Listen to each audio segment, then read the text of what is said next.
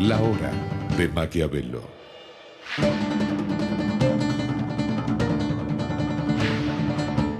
Para conocer a los que están detrás del poder.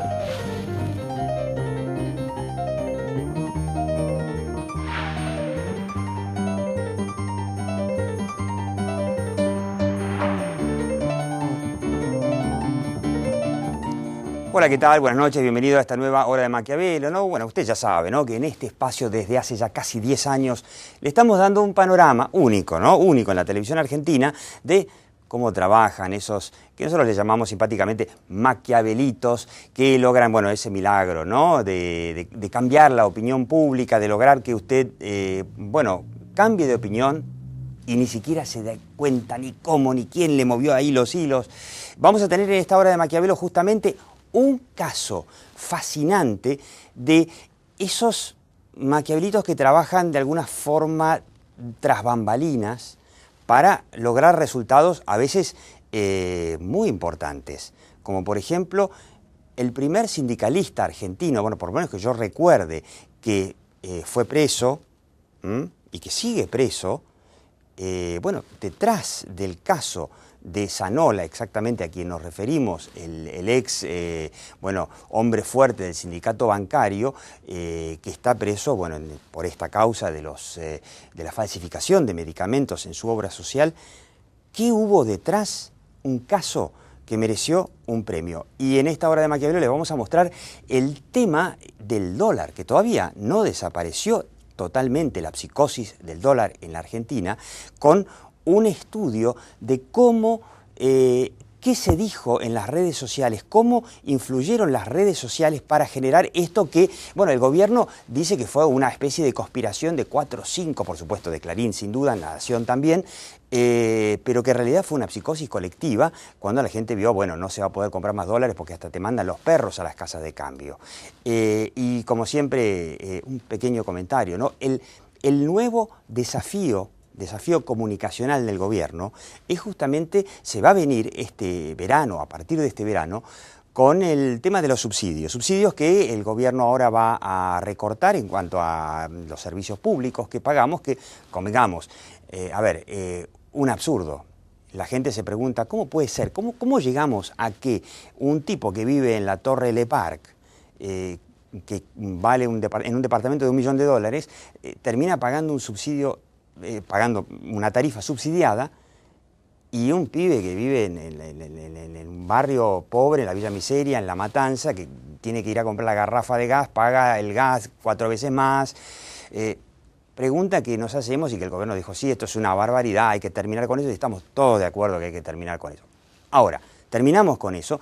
La pregunta es cómo se llegó, por qué se llegó a eso, porque entendiendo cómo se llegó a eso, vamos a entender cuál es el desafío comunicacional que se viene. El gobierno llegó a eso, acuérdense, hace 4 años, cuando, bueno, el todopoderoso Guillermo Moreno, tratando de alguna manera de hacer un primer esbozo, un primer dibujo de lo que era la inflación, dijo, bueno, si suben los servicios públicos, sube la inflación. Entonces, ¿qué hacemos? Bueno, subsidiemos los servicios públicos para que no suba la inflación. Por supuesto que todo este sistema no funcionó y finalmente, al final, tiraron esos primeros bocetos de dibujo de inflación a la basura y terminaron dibujándolo completamente. Pero quedaron los subsidios. Porque no nos olvidemos, en la canasta familiar el servicio público, luz, gas, agua, hay que sumarle teléfonos y otros servicios, son una parte importante de lo que se llama el costo de vida. Bueno, se va a venir, obviamente, un golpe inflacionario muy fuerte. Se llame tarifa o se llame lo que uno paga por sus servicios públicos, porque al gobierno le gusta llamarlo tarifa.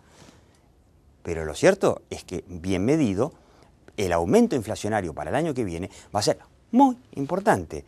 El desafío comunicacional es cómo hace el gobierno para o esconderlo mejor o blanquearlo, que quizás sea por ahí la mejor idea, y empezar a ser serios con respecto a cómo medimos y qué significa la inflación en una Argentina que es, no sé, estará, si no es la más alta del mundo, por lo menos la segunda después de Venezuela.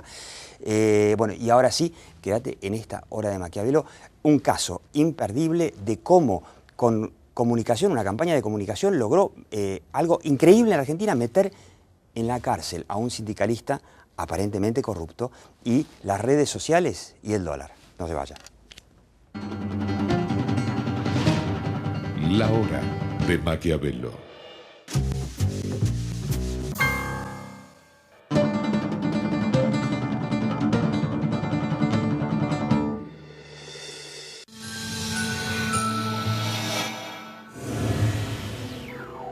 Estamos pensando en el mismo futuro. Este planeta es el único que tenemos. ¿Cómo no lo vamos a cuidar? Toyota Argentina, pioneros en el cuidado del medio ambiente.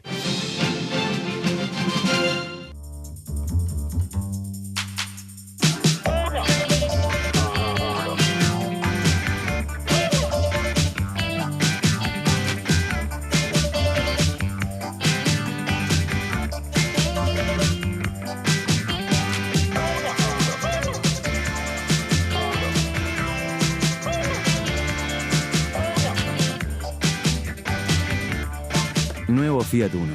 ¿Te subís? Fiat.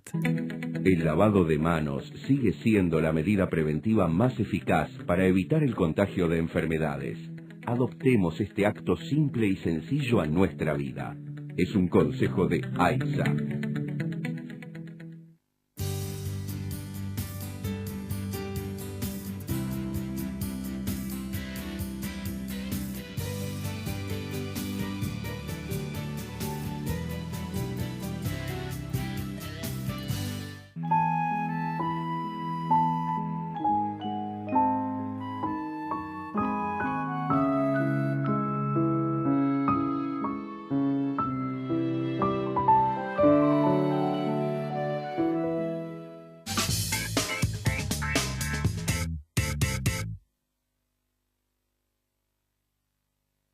Urbanos de la ciudad de Buenos Aires.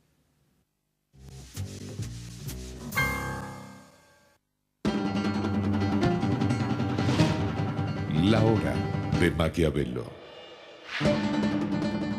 Bueno, aquí está viendo una estatuilla, que es la estatuilla del premio Eikon, que usted ya conoce. Alguien me dice que se pronuncia correctamente Icon en griego, ¿no?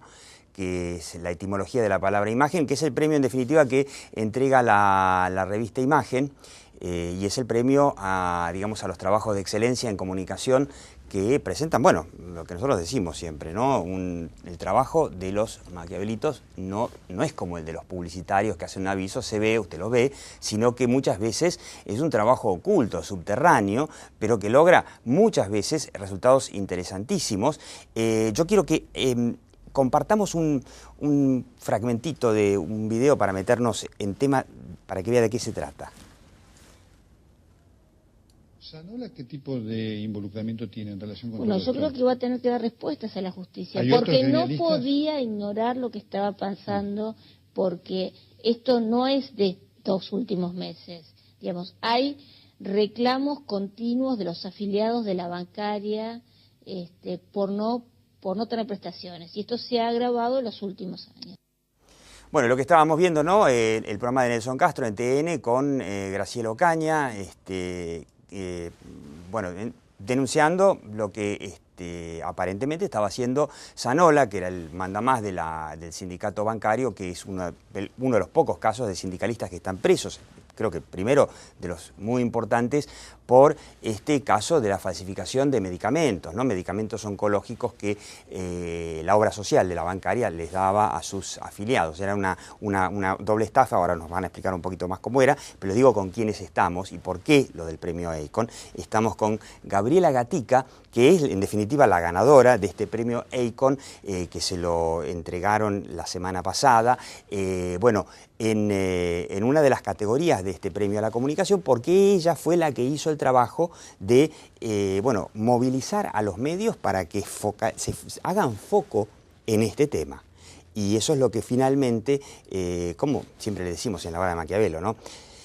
En la antigua Grecia todo pasaba ahí en el ágora, ¿no? Todos discutían, y acá en la sociedad moderna, donde somos miles de millones, lo que pasa es lo que le muestran los medios. Si no se lo muestran los medios, no pasa.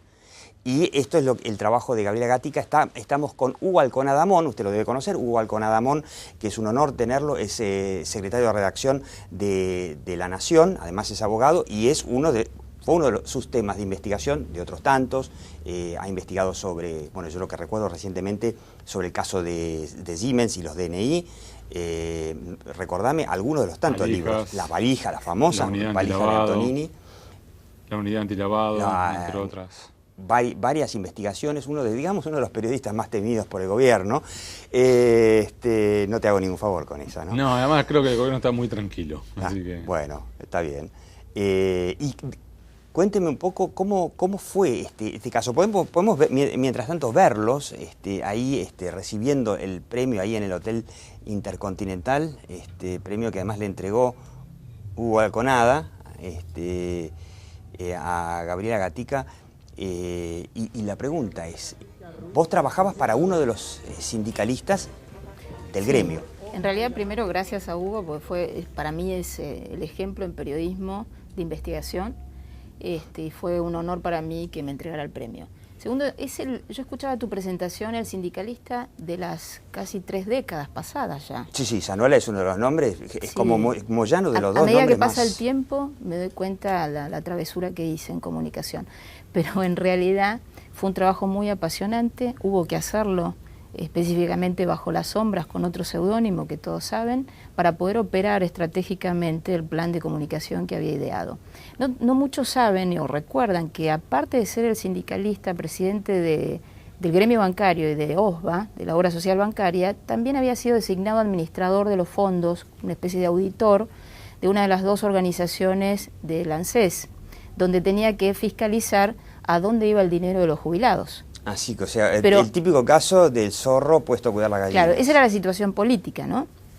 El escenario político, y que además no había sido designado... Era un hombre muy poderoso y era parte del gobierno de alguna forma, ¿no? No había sido designado por la propia ANSES, sino por la CGT para ese cargo. Okay.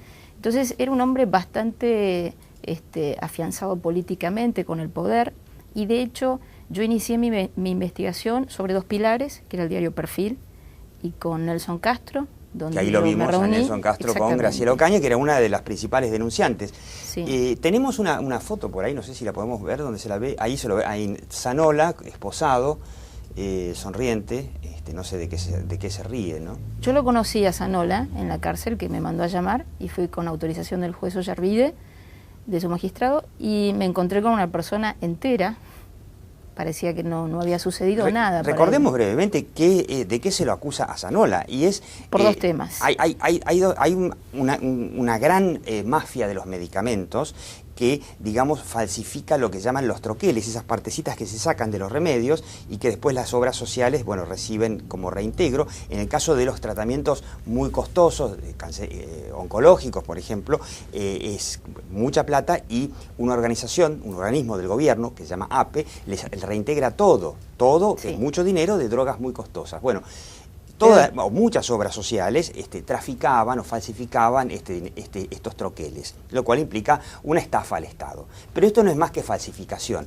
Pero lo que había hecho este señor Zanola, aparentemente, era terrible. Era además la droga, en vez de dársela a sus pacientes, la revendía para tener más dinero. Pero déjame resumirte muy claramente para que todos entiendan. Son 2 casos. Uno es, que se hizo famoso, medicamentos adulterados, o mafia de medicamentos, o remedios Gates, que fueron las 3 claves de palabras que yo utilicé para imponerlas en el mercado del periodismo y de la opinión pública. Los medicamentos eran contra los pacientes cardíacos, oncológicos y de HIV.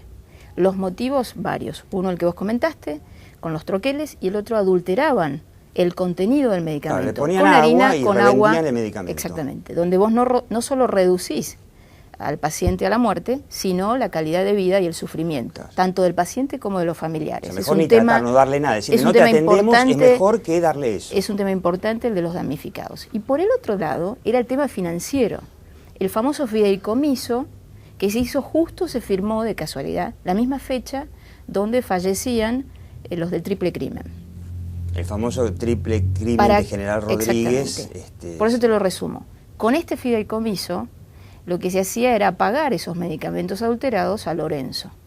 Era el tráfico del dinero. Lorenzo era uno de los empresarios de laboratorio. Exacto. Cuando a mí me viene a ver mi cliente, que era el denunciante en ese momento del gremio bancario. Sí, que ahí creo que tenemos una imagen, un hombre que se llama Hugo de Sal, ahí lo tenemos, ahí se la ve a Gabriela atrás, tras bambalinas, digamos. Sí. Este era, digamos, el opositor dentro del gremio a Zanola. Era un opositor mínimo. A mí lo que me atrajo más que nada fue el motivo de la investigación y llegar hasta las últimas consecuencias, aclarando que era por los medicamentos y la parte financiera de OSBA, no del gremio bancario, donde se jugaba alrededor de 4.000 y pico de cheques rechazados que implicaban 70 y pico de millones de pesos que el Banco Nación seguía financiando a la obra social bancaria teniendo esa cantidad de cheques rechazados. Increíble. Me parecía insólito. Increíble. Y teníamos las pruebas. Cualquier cristiano que le rechazan un chequecito, pero lo meten en el veral, lo hacen pelota. Entonces fueron dos ejes, la parte financiera y la parte de medicamentos. Él era justo el presidente de ambos entes y su mujer, su pareja, Paula Vallay, era la directora virtual del Policlínico Bancario que funcionaba, está presa, junto con su ayudante Fiona. Entonces eran esas dos bases, que había que salir a la exposición pública para que se enteraran, pero con el criterio de que no desbordáramos en que estoy tomando un remedio adulterado o no, esa psicosis que se podía presentar en la comunidad. Entonces fue un trabajo muy minucioso donde teníamos que salir a la opinión pública para lograr tres cosas. El Poder Ejecutivo, con respeto y educación y criterio, que era lo que le imponía yo a mi cliente. No te olvides que no dejaba de ser un gremialista, sí. Y había que reeducarlo en la exposición.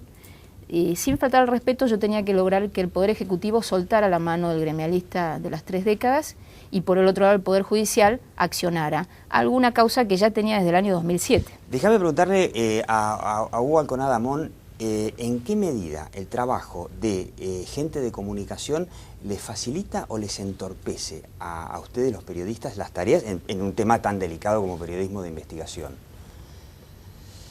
En principio general entorpece. Entorpece. Entorpece, dificulta, te vienen con estupideces, te vienen con comentarios que son francamente irrelevantes, o te vienen con propuestas y comentarios y frases de ocasión que son absolutamente inconsistentes.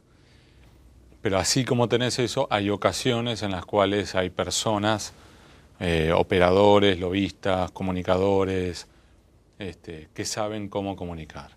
Y en esos casos prácticamente es como una sinergia que se arma en la cual es posible trabajar. Y esa sinergia ocurre por lo general cuando la persona con la cual tenemos que lidiar como periodistas comprende por un lado nuestras necesidades, las necesidades de los lectores, y al mismo tiempo tiene claro cómo comunicar. Entonces, ¿En el caso este? Porque en estos casos lo que suele ocurrir es, fíjense, recién estaban ustedes dos conversando, y pasaron 3 minutos exponiendo el caso. Es decir, a mayor complejidad, más difícil de entenderlo, y sobre todo aquellos que están en el día a día. Por lo cual uno tiene que encontrar un eje claro y contundente que quien te está escuchando de repente hace, hey, ¿qué pasó acá?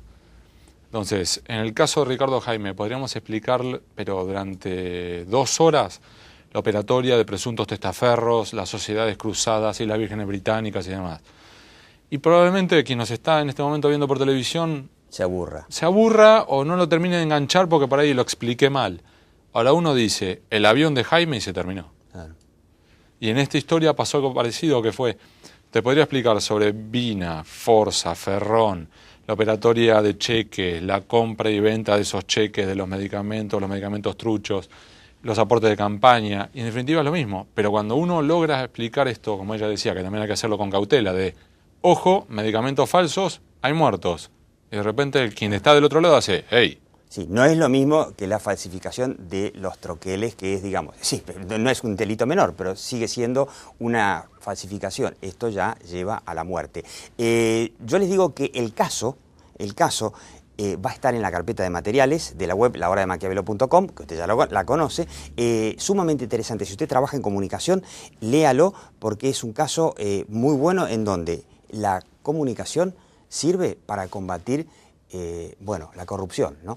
Yo le agradezco, la felicito a Gabriela Gatica con su premio Eikon y a Hugo Alconada Amón de La Nación, que es siga trabajando y que pueda seguir trabajando, pese a todo. Y en el próximo bloque vamos a ver qué se dijo en las redes sociales de la locura del dólar. No se vaya.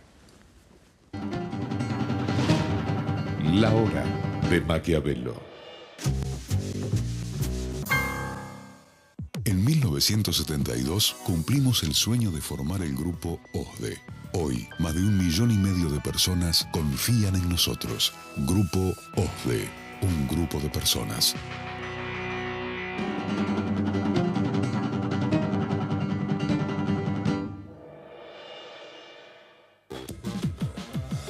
Llegó el momento de llamar a la mejor nafta de YPF por lo que es. Premium, la mejor nafta de YPF.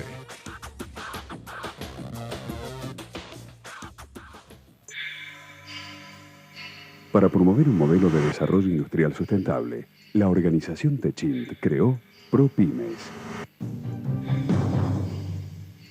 ProPymes, el compromiso de Techint con su cadena de valor.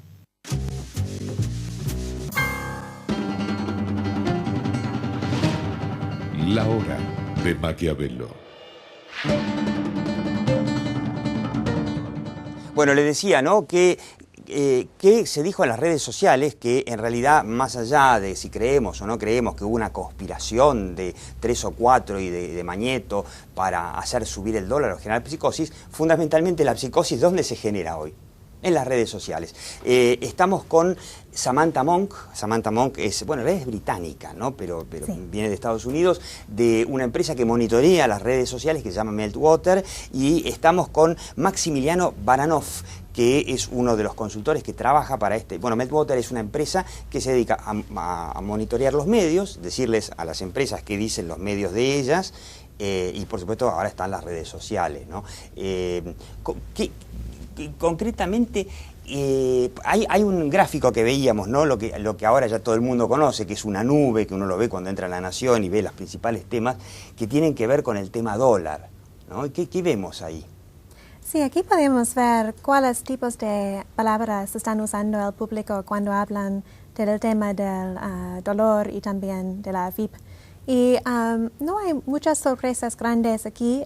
Unas cosas interesantes, quizás Uruguay es algo que mucha gente está hablando de Uruguay como una opción. Para llevar los dólares, digamos. Sí, exactamente. Y lo que me interesa aquí es que también están hablando de Grecia. Muchos argentinos están hablando de qué está pasando en el mundo con la crisis económica, y están hablando de esta inconexión con lo cual está haciendo Argentina. Hay cosas que me suenan razonables, Vudú, obviamente, no lo veo a Moreno, pero debe estar por ahí, Echegaray, obviamente, pero sí, me encanta lo que está BlackBerry, está por todos lados. Es interesante esto. Creo que es un ejemplo de cómo está, cuáles tipos de política están usando el gobernador y la FIP para controlar qué está pasando en la economía. No sé si Maxi tienes idea. No, por otro lado tiene relación lo que hace BlackBerry con la cuestión de importación y la planta de RIM en el sur, en Tierra del Fuego. Y por otro lado, bueno, también viene el fantasma del default y demás de largo tiempo atrás. Que, obviamente. Gracias a Dios estamos lejos de esto, pero bueno, son lo que la gente y lo que la psicosis en las redes sociales habla, como otro de los referentes que ves además de Vudú es Susana Jiménez. Susana Jiménez, obviamente, claro, sí fue. Y es lo que habla la gente, ¿no? En esta red social que, bueno, hay diferentes referentes. Veamos, es muy interesante en qué términos habló la gente, o sea, si habló positivamente, negativamente, cuál es el sentimiento, ¿no? Acá tenemos un gráfico, les recuerdo que todos estos gráficos van a estar ahí en la web lahorademaquiavelo.com, y vemos, ¿no? La barra, la parte roja es negativo, la parte verde es positivo, sí, justo es verde, buen color elegido para el dólar, y bueno, lo azul es neutro, no es ni positivo ni... Lo que yo veo es que hay bastante negatividad, ¿no? Sí, es interesante. Este gráfico demuestra la cantidad de menciones en las redes sociales como blogs, Facebook, Twitter, que mencionan el dólar y también la FIP. Y podemos ver que había un pico grande el 9 de noviembre. Esto fue cuando la FIP anunció las nuevas excepciones a sus regulaciones del dolor o dólar. Y podemos ver que antes de este momento el porcentaje de menciones que fueron negativos no fue muy grande, fue como 15%, es mucho, pero no es mucho. Pero cuando anunciaron estas nuevas... las restricciones. Sí, este porcentaje creció. Muchísimo, sí. Muchísimo. Entonces podemos decir quizás que el público inicialmente tuvieron un nivel de desconfianza en estas excepciones. Pero lentamente después se ve que fue bajando un poquito, ¿no? Sí, después de 2 días de explicaciones, de muchas comunicaciones proactivas, podemos ver que este porcentaje se bajó. Entonces, ahora parece que el público es un poco más cómodo con este tema. ¿Puede significar esta tendencia que, digamos, la locura, digamos, la psicosis del dólar se está enfriando? Un poco, sí. Podrías ver, bueno, a modo de resumen, ¿no? Previo a esto es el 31 de octubre cuando fue el anuncio de la regulación, y en posterior a eso aparece todo este gráfico que, iniciando con el 4, fue el caso de Susana Jiménez, que tuvo ese pico de prensa. Después hasta el 9, el mayor pico fue estas aclaraciones de la FIP y comunicacional, y vos podés ver cómo a partir de ahí empezó a decrecer la negatividad, ¿no? O sea, la tendencia que muestra esto es que podríamos darle la razón a Moreno y decir, por ahora, a pesar de que se siguen yendo depósitos de los bancos y a pesar de que las reservas siguen bajando, la psicosis, por lo menos mediática, desaceleró un poco desde que se aclaró este punto, ¿no?